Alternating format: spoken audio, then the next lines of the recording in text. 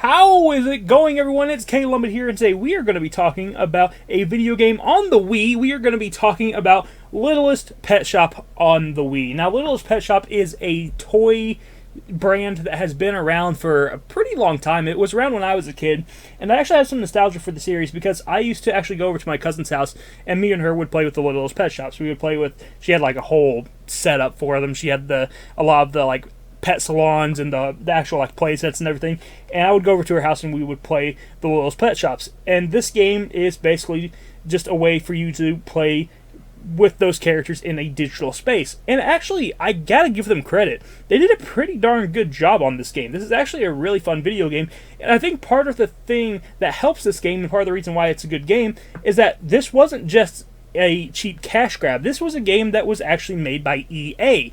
Kind of surprising to see EA make a game like this, but they did, and they did actually a really fantastic job with this game. This is a game where you basically have a gigantic daycare center for these Littlest Pet Shops, and you basically just try to upgrade your daycare center by playing mini games and earning kibble, and you can spend that kibble to upgrade your different areas of the daycare.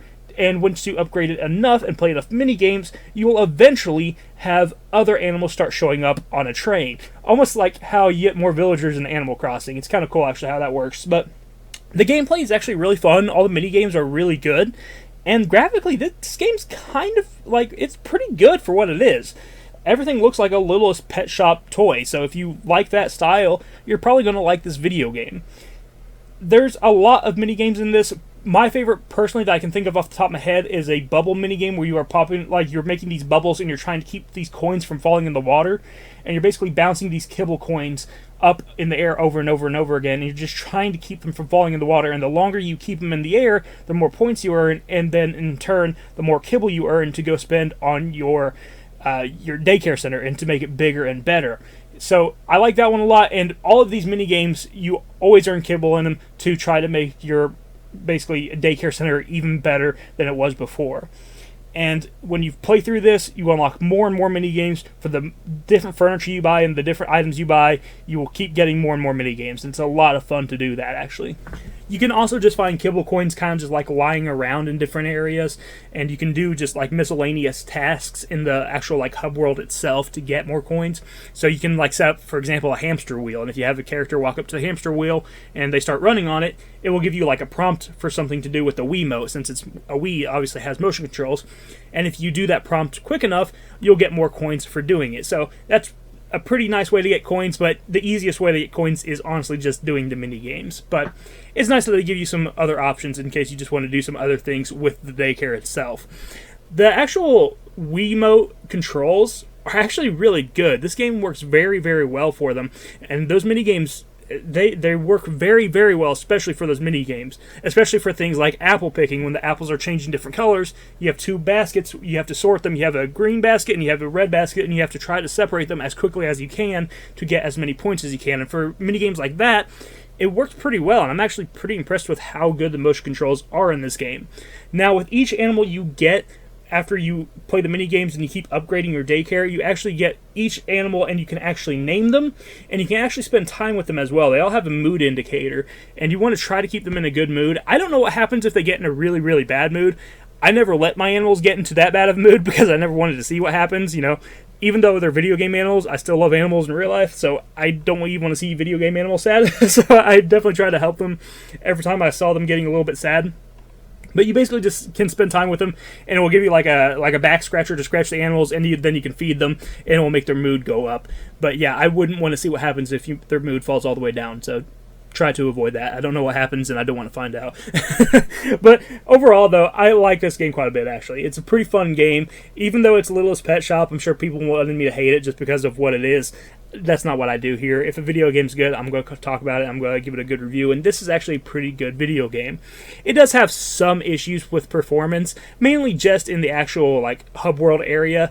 Sometimes things will get a little bit busy and have a little bit of slowdown, but since this isn't really an action game, it's not really a big deal. It will just like drop some frames for a second, and then it'll pick right back up and it'll start operating just fine. So it is something to keep in mind, though.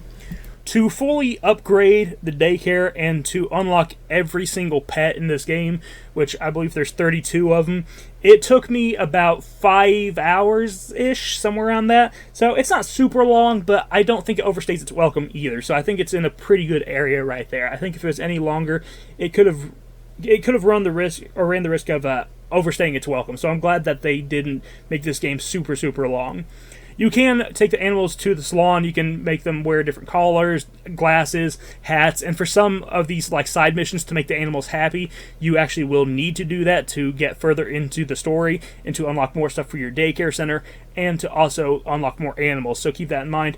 There's going to be quests that you have to do for each of these animals to unlock more stuff. So make sure that you're doing these quests and you will basically be fine. That's basically the story mode, is just trying to upgrade your entire daycare by helping your pets out.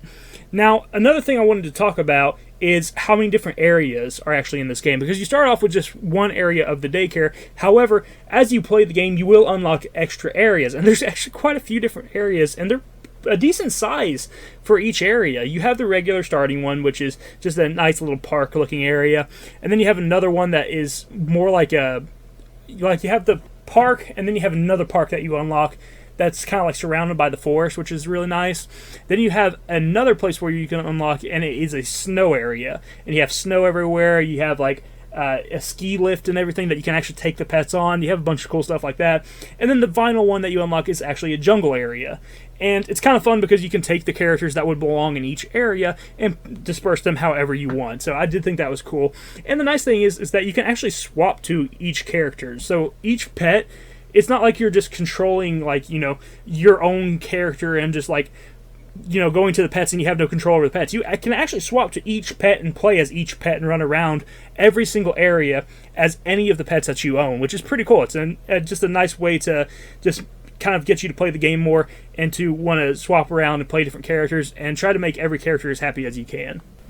So, who is this game for? Well, I think if you're a Wii collector and you want to pick up a surprisingly good video game, this might be for you. But in all fairness, this is probably going to be more interesting to the people who grew up with Littlest Pet Shop. This is probably going to be more interesting to the people who grew up with either the toys, playing with the toys, or maybe I knew that there was a cartoon back then. I never saw the cartoon, but I know that there is one. So if you are nostalgic for Littlest Pet Shop anyway, maybe you want to pick this up and give it a try, because it actually is a pretty fun video game, and it's really well designed for what it is. You have plenty of mini games to keep you busy, and you have plenty, I think, of replay value in terms of just, you have so many mini games that it's just not really going to ever get that old. You know, you always feel like you'll have something to do, and you can always spend time with all your different pets. So go check out Littlest Pet Shop on the Wii. It's surprisingly good, and I think that this is a game that is kind of a hidden gem. I'm not going to title this video Hidden Gem just because I'm sure that most people wouldn't believe me if I said Littlest Pet Shop was a hidden gem, but it kind of is. It honestly kind of is. It's a weird almost Animal Crossing style game. I say that just because you're basically collecting pets, kind of like how you collect villagers in Animal Crossing, and they arrive on trains, just like how they do in Animal Crossing. There's similarities there. I guess the best way to put it is like it's a good mini game compilation that has a nice social aspect of it with the NPC characters. So that's what I'll say. But thank you for watching. I hope they enjoyed this. If you did, hit the like button, subscribe button down below. I will see you in the next one. You have a wonderful day. Bye-bye.